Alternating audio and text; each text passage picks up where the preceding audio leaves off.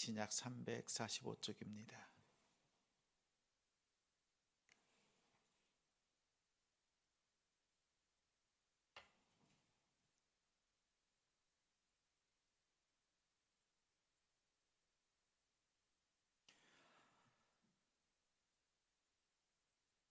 우리는 지금 다음 세대를 책임질 우리 유초동부와 함께 예배하고 있습니다.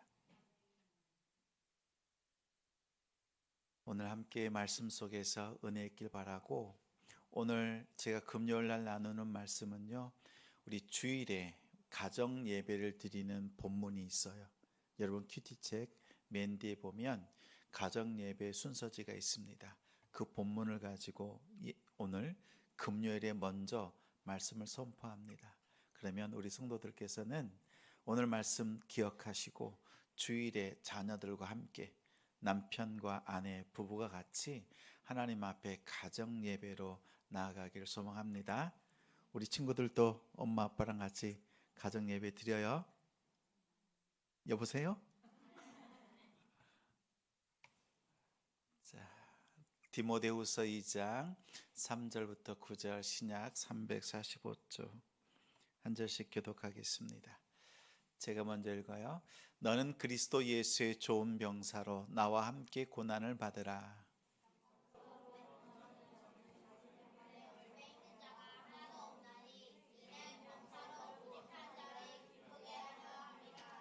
경계하는 자가 법대로 경계하지 아니하면 승리자의 관을 얻지 못할 것이며,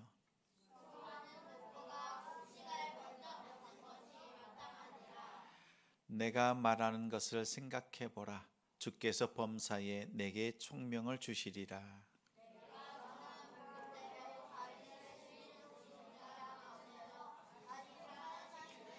같이 읽습니다. 복음으로 말미암아 내가 죄인과 같이 매이는 데까지 고난을 받았으나 하나님의 말씀은 매이지 아니하니라. 아멘.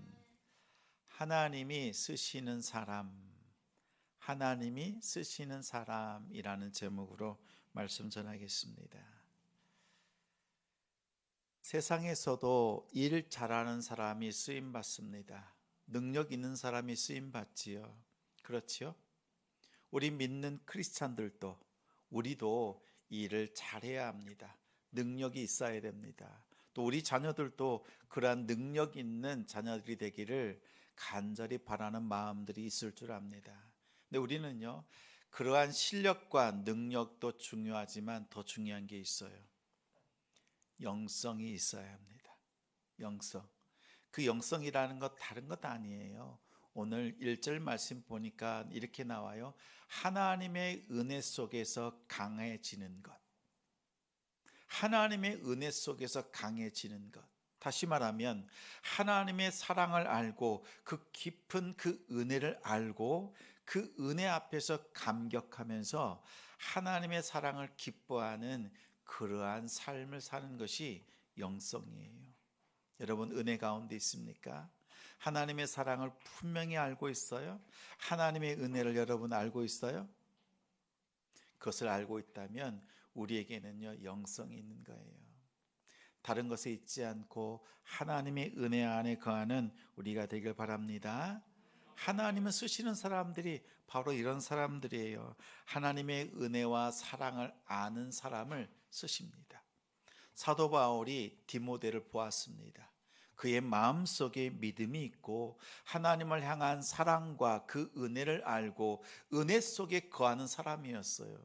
그래서 자신이 개척했던 에베소 교회, 그리고 그 교회를 섬길 수 있는 그 일에 목회자로 보내고 그에게 과외 수업으로 디모데 전후서를 써서 보낸 것입니다.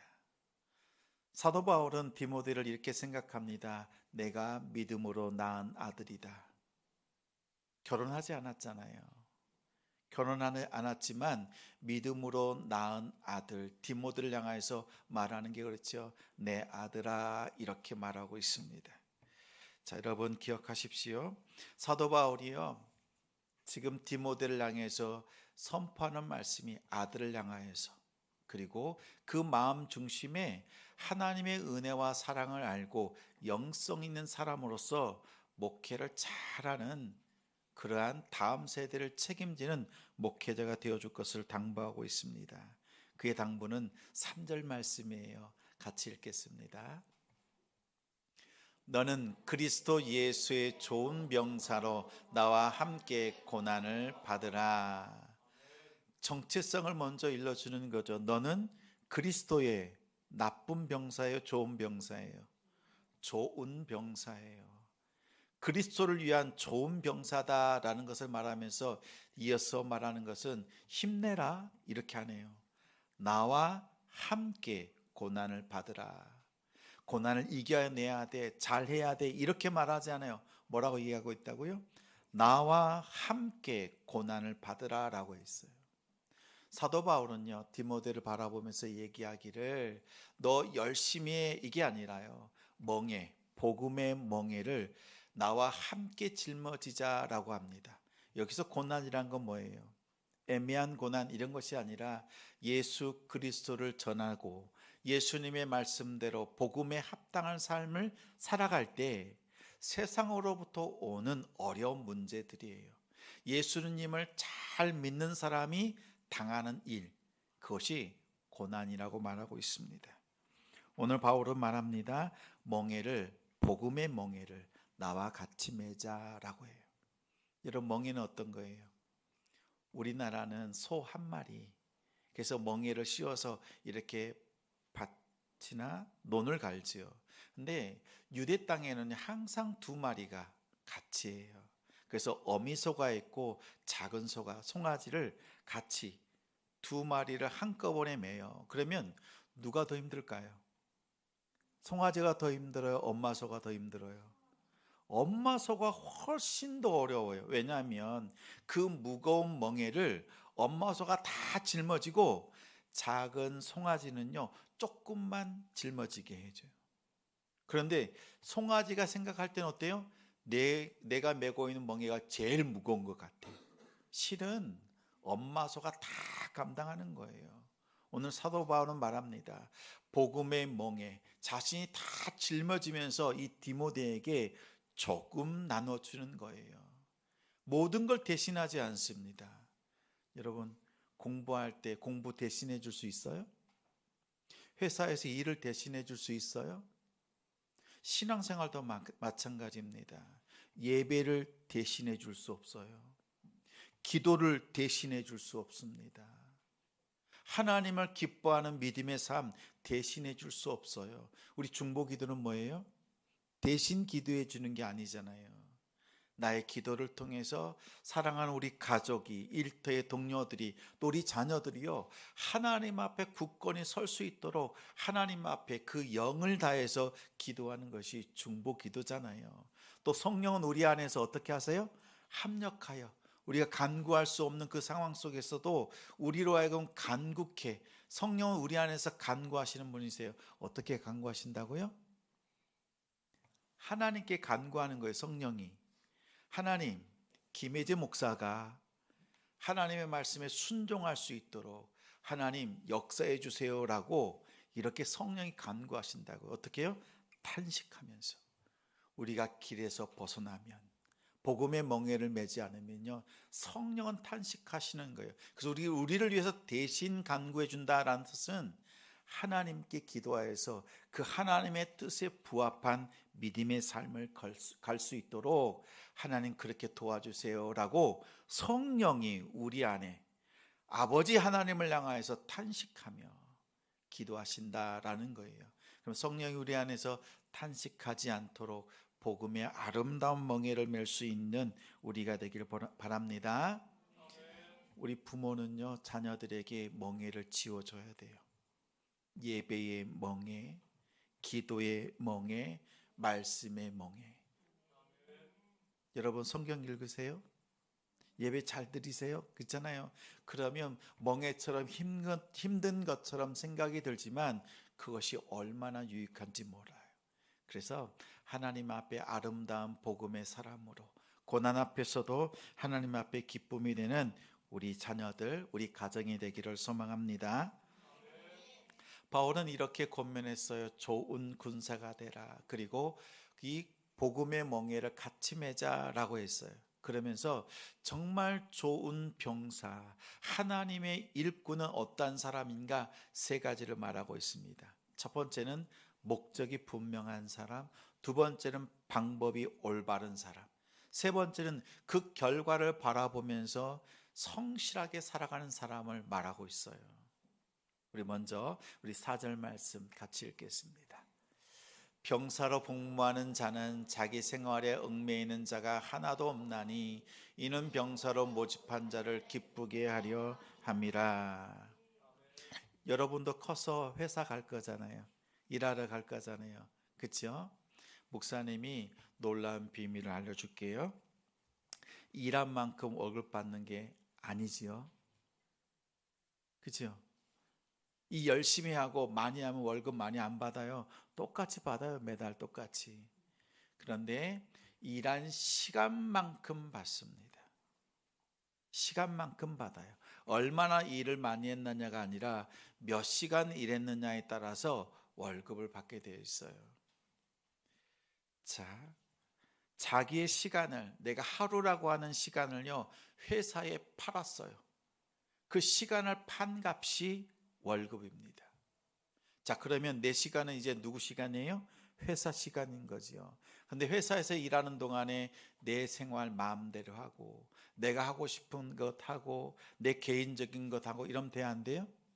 안 된다. 그럼 어떻게 해야 돼요? 회사에 있는 시간 동안에는 회사의 매출을 어떻게 높일 것인가? 그렇죠? 또 회사에 어떻게 하면 이익을 많이 가져오게 할 것인가? 그 시간을 알뜰하게 잘 사용하는 것이 좋은 직원입니다. 우리 성도들이요, 그렇게 해야 되겠지요. 마찬가지로 이런 목적, 내가 회사에서 일하는 목적이 그냥 시간을 보내는 것이 아니라 매출을 높이고 이익을 높이고 동료들과 더 좋은 성과를 내기 위해서 애쓰는 그런 일터가 되어야 되거든요. 그런 목적이 분명하면 내가 무슨 일을 해야 될지를 깨달아요. 오늘 바울은 디모데에게 권면합니다. 목적을 분명히 해야 된다. 그 목적은 우리가 이렇게 복음을 전하고 성도들을 돌아보고 교회를 세우는 일, 하나님께 예배하고 기도하는 그 일들은 하나님을 기뻐함으로 하나님을 기쁘시게 해드리는 것이다 라는 거예요. 자, 하나님을 기쁘시게 해드리는 삶, 그러다 보니까 어때요? 세상적인 것에 매이지 않는 거예요. 하나님을 기쁘시게 되는 삶을 살기 위해서 애쓰고 수고하는 겁니다. 그러면서 사도 바울이 번뜩이는 아이디어가 생각나는 거예요. 그렇지, 군인이 그렇더라라는 거예요. 군인은 자기를 불러서 전쟁에 이기게 나를 부른 사람을 위해서 충성하거든요. 언제 불러도 자다가도 부르면 달려가고, 상대방이 아주 강력한 적군이라 할지라도 이 부른 사람이 전쟁을 시작하면 물러섬이 없이 싸우는 것이 군인이거든요. 왜요? 나를 부른 그 부르신 그분을 위해서 내가 있다라는 하는 그 목적이 분명하기 때문에 항상 순종할 수 있어요. 다른 것에 매이지 않고 그 목적에 부합한 삶을 살 수 있다 말합니다. 얽매인다는 것은 휘말린다라는 뜻이에요.